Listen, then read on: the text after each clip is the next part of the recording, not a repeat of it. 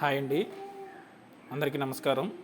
ఇప్పుడు మనం 2025-26కి సంబంధించి FA1 మార్క్స్ మన యొక్క లీప్ యాప్లో ఏ విధంగా ఎంటర్ చేయాలనేది ఒకసారి మనం స్టెప్ బై స్టెప్ ఒకసారి చూద్దామండి.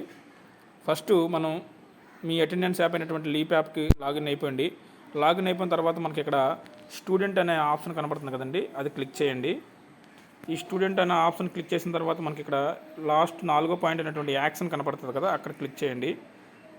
యాక్షన్లోకి వెళ్ళిన తర్వాత మనకి ఇక్కడ స్టూడెంట్ అసెస్మెంట్ అని ఉంది కదండి, ఆ స్టూడెంట్ అసెస్మెంట్ దగ్గర ఒకసారి క్లిక్ చేయండి. మనకి డైరెక్ట్గా ఇక్కడ స్టూడెంట్స్ మార్క్స్ ఎంట్రీ అని ఉంది. మీరు డైరెక్ట్గా అక్కడికి వెళ్తే మీకు స్టూడెంట్స్ మార్క్స్ అనేది ఎంట్రీ అవ్వవు. దానికంటే ముందు మనకి ఇక్కడ class teacher mapping, subject teacher mapping, అదేవిధంగా స్టూడెంట్ లాంగ్వేజ్ మ్యాపింగు, ఈ 3 కంప్లీట్ చేసిన తర్వాత మాత్రమే మీరు ఈ స్టూడెంట్స్ మార్క్స్ ఎంట్రీ అనేది వేయడం జరుగుతుంది. ఇప్పుడు మనం ఈ యొక్క క్లాస్ టీచర్ మ్యాపింగ్ అనేది ఒకసారి ఏ విధంగా చేయాలో ఒకసారి చూద్దాము. మీరు క్లాస్ టీచర్ మ్యాపింగ్ని మీరు క్లిక్ చేసినట్టయితే మీకు ఇక్కడ మీరు ఏ తరగతులు టీచ్ చేస్తున్నారు అనేది ఒకటి వస్తుంది. ఇప్పుడు నేను 1, 2, 4, 5 నాకు ఉంది. 3rd క్లాస్ లేదు కాబట్టి ఇక్కడ 3rd క్లాస్ చూపించట్లేదు. ఒకవేళ మీకు కానీ క్లాస్ ఇక్కడ మీరు టీచ్ చేస్తున్నటువంటి క్లాస్ చూపించకపోతే ఇక్కడ పైన మ్యాప్ న్యూ క్లాస్ అని ఉంది కదా, అక్కడ క్లిక్ చేస్తే మీకు ఏదైతే మిస్ అయిందో ఆ క్లాస్ చూపిస్తుంది. దాన్ని మీరు యాడ్ చేసుకోవచ్చు. అదేవిధంగా ఒకవేళ మీరు ఇక్కడ టీచ్ చేయని క్లాస్ ఏదైనా ఉందనుకోండి, దాన్ని మీరు ఇక్కడ డిలీట్ చేయొచ్చు. సో ఇది అయిపోయిన తర్వాత బ్యాక్ వచ్చేయండి. బ్యాక్ వచ్చేసిన తర్వాత సబ్జెక్ట్ టీచర్ మ్యాపింగ్ అనేది ఒకటి ఉంటుంది, ఇక్కడ క్లిక్ చేయండి. ఈ సబ్జెక్ట్ టీచర్ మ్యాపింగ్ క్లిక్ చేసిన తర్వాత మీకు ఇక్కడ మీ యొక్క టీచ్ చేస్తున్నటువంటి లాంగ్వేజ్ ఏది, మీ మీడియం ఒకటి తెలుగు మీడియం అయితే తెలుగు మీడియం, ఇంగ్లీష్ మీడియం పెట్టుకొని క్లాస్ 1 ఇదిగోండి, క్లాస్ 1 క్లిక్ చేసి అయితే ఆ క్లాస్ 1లోని మీరు ఏ సబ్జెక్ట్లో ఉన్నా మనకి ఇంగ్లీష్ ఉంటుంది, తర్వాత మ్యాథమెటిక్స్ ఉంటుంది, తెలుగు ఉంటుంది. ఈ 3 క్లిక్ చేయాలి. మీరు ఈ 3 క్లిక్ చేసిన తర్వాత ఏంటంటే మీరు మీ యొక్క ట్రెజరీ ఐడి ఇక్కడ ట్యాగ్ అవుతుంది. ఈ యొక్క ట్రెజరీ ఐడి ట్యాగ్ అయిన తర్వాత అంటే మీరు ఆ యొక్క క్లాస్కి సబ్జెక్ట్ టీచర్ అని చెప్పేసి ఇక్కడ ట్యాగ్ అవ్వకపోతే అది మీకు మార్క్స్ ఎంటర్ చేయడం అవ్వదు. ఇక్కడ మీరు సబ్మిట్ చేసేస్తారు యాజ్ ఇట్ ఈజ్ కన్నా. ఓకేనా, మళ్ళీ బ్యాక్ వెళ్ళిపోయి అలాగా ప్రతి క్లాస్ కూడా మీరు సబ్జెక్ట్ టీచర్ మ్యాపింగ్ చేసేయచ్చు. చేసిన తర్వాత మళ్ళీ ఇక్కడ స్టూడెంట్ లాంగ్వేజ్ మ్యాపింగ్ కూడా చేయాల్సి వస్తుంది. ఈ స్టూడెంట్ లాంగ్వేజ్ మ్యాపింగ్లోని మీకు క్లిక్ చేసిన తర్వాత క్లాస్ ఇక్కడ సంథింగ్ 1, 2, 3, 4 ఉన్నాయి కదా, ఇక్కడ సంథింగ్ 5th క్లాస్ని సెలెక్ట్ చేసుకున్నాను అనుకోండి. ఇక్కడ మీ యొక్క ఐడి నెంబర్లు స్టూడెంట్ యొక్క పెన్ నెంబర్లతోని, లేదంటే పెన్ నెంబర్లు కాదు, స్టూడెంట్ యొక్క ఐడి నెంబర్లు వస్తాయి. ఇక్కడ క్లిక్ చేసిన తర్వాత మీకు చూడండి ఓపెన్ అవుతుంది.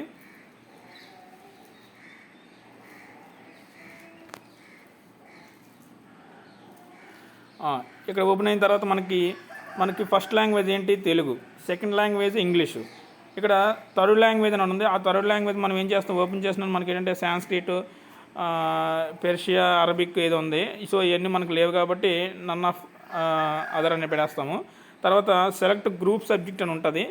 ఇది ఓపెన్ చేసినట్టు మనకి గ్రూప్ సబ్జెక్ట్ ఏముంటుంది, కామన్గా ఈవీఎస్ మ్యాథ్స్ ఉంటుంది కాబట్టి దాన్ని మనకు కన్ఫర్మ్ చేయాల్సి వస్తుంది.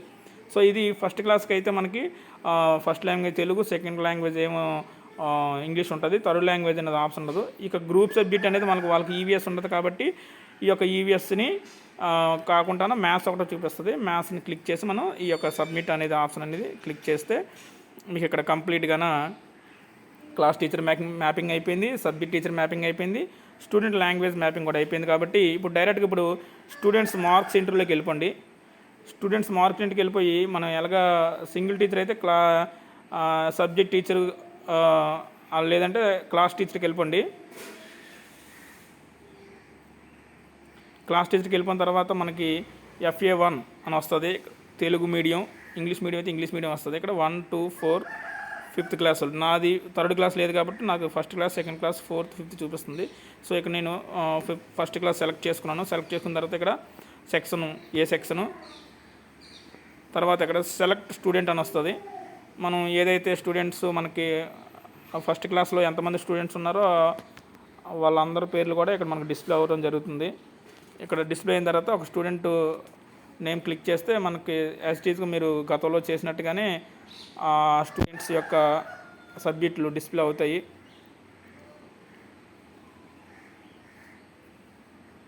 సో ఇక్కడ మ్యాథ్స్, తెలుగు, ఇంగ్లీష్ అని ఉంది కాబట్టి ఇప్పుడు మ్యాథ్స్ క్లిక్ చేసాము.